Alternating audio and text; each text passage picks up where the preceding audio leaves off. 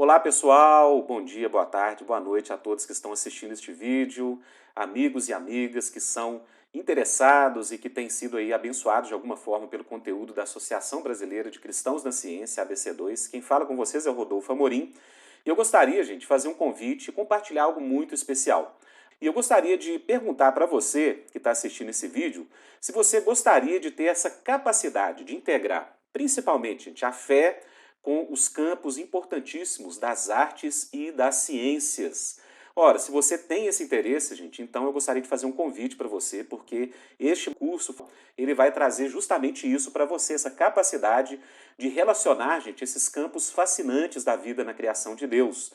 Ora, o que nós vemos em muitos cristãos atualmente é uma incapacidade justamente de fazer essa integração. Então, muitos cristãos, para evitar qualquer tipo de conflito interno na sua vida ou na sua própria devoção a Deus, muitos preferem cultivar domínios distantes, né, entre o intelecto e a vida das ciências e a vida das artes e a fé cristã. Ora, gente, o que é uma solução, digamos, passageira, ela, no médio prazo, pode trazer problemas sérios para a vida e a espiritualidade do cristão. Por quê? Porque nós fomos feitos pessoas integrais e integradas. Então, cada vez que a gente faz essa separação no nosso mundo mental interno, a gente vai colher muitos prejuízos, tá? E muitas crises, muitas tensões da nossa própria vida e principalmente na forma de nós nos relacionarmos com a realidade que Deus criou. Ora, não por acaso o Kuyper, né, Abraham Kuyper, na fundação da Universidade Livre de Amsterdã, uma frase que é conhecida dele, mas a segunda parte da frase é mais conhecida, que é o seguinte: não há um só centímetro quadrado em todos os domínios da existência sobre o qual Cristo, Senhor de tudo, não clame é meu. Gente, o princípio de integrar a fé com a vida é que Jesus é o Senhor de todas as coisas, tá? Jesus não é somente o Senhor de uma suposta área sobrenatural da realidade. Não, ele é Senhor de tudo.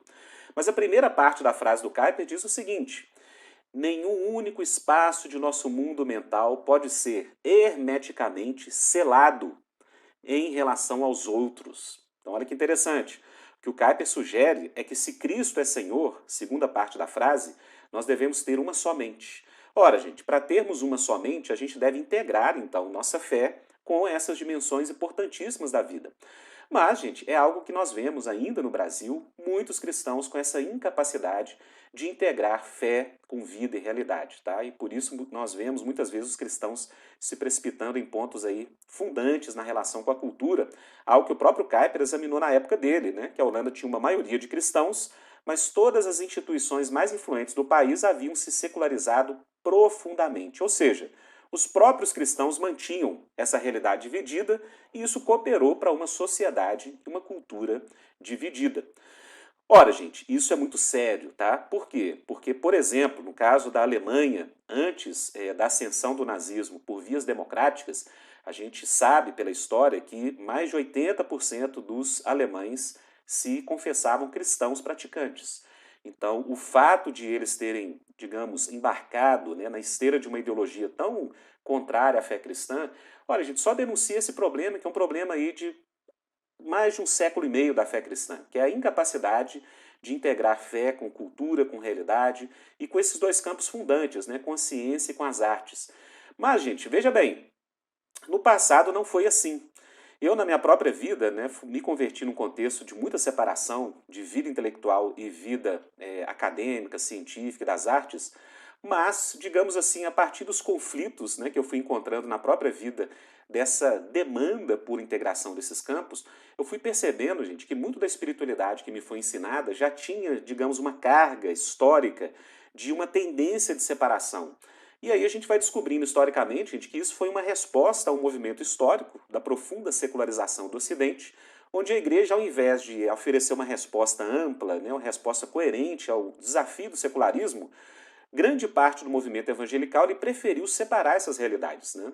Então isso tem uma origem remota lá no fundamentalismo, início do século XX, e que se desdobra até hoje na nossa espiritualidade, uma ênfase muito grande na vida celestial e eterna, uma ênfase muito grande em salvar indivíduos que não teriam necessidade de relacionar sua vida com o restante da realidade. Então, gente, é isso que a gente vai buscar superar nesse curso algo que, pela graça de Deus, eu tenho conseguido fazer na minha própria vida. A gente escreveu livro a respeito, a gente tem dado cursos a respeito do assunto, né, o Arte e Espiritualidade, o Cristão e a Cultura Brasileira é uma amostra, né, daquilo que a gente tem tentado fazer nessa direção. Então, gente, eu queria convidar você também a superar esse gargalo na espiritualidade cristã nacional. Então, nós ofereceremos, gente, nesse curso Fé, Ciência e Cultura. Gente, nós vamos ter aí muito conteúdo importante, tá? Então, por exemplo, a gente vai falar sobre a autoconsciência da mente cristã, tá? Que é a tradição de cosmovisão, os pontos positivos dessa tradição para integrar fé e conhecimento nas artes e nas ciências e quais têm sido, gente, as críticas contemporâneas a esse movimento, que é muito importante a gente dar ouvido a elas. Então, depois desse conteúdo, a gente vai entrar então no universo das artes, né? A gente vai trazer toda uma história das artes, da beleza e como a fé se integra com essa dimensão. Gente, nós vamos pesquisar como na literatura essa integração foi feita de forma magistral por autores como C.S. Lewis, J.R.R. Tolkien, entre outros. E nós veremos também, gente, como as artes têm sido utilizadas de forma estratégica para potencializar tanto a fé quanto as ciências. As artes servem também a outros campos da sociedade de uma forma muito, digamos, estratégica, né? E ela fez isso na história em relação tanto à fé quanto às ciências. E aí, gente, depois desse módulo sobre integração de arte e fé, a gente vai para a integração de fé e ciências. Quais seriam os grandes modelos de integração que nós temos, aqueles que são mais fiéis às escrituras, à tradição cristã? Qual é a relação, gente, da fé cristã com o movimento de revolução científica moderno? A London Royal Society, as grandes associações de ciências da modernidade foram iniciadas principalmente por cristãos. Por quê? Né? E o que levou a isso? Isso é muito importante hoje. E quais seriam os desafios e possibilidades, gente, dessa integração hoje para nós? Tá? Então, esse é o conteúdo do terceiro módulo aí desse curso, nessa terceira unidade. E na quarta unidade, gente, a gente vai ver sobre a integração da fé diante do desafio do secularismo. Quais teorias secularistas têm propagado uma suposta necessidade de subtração da fé?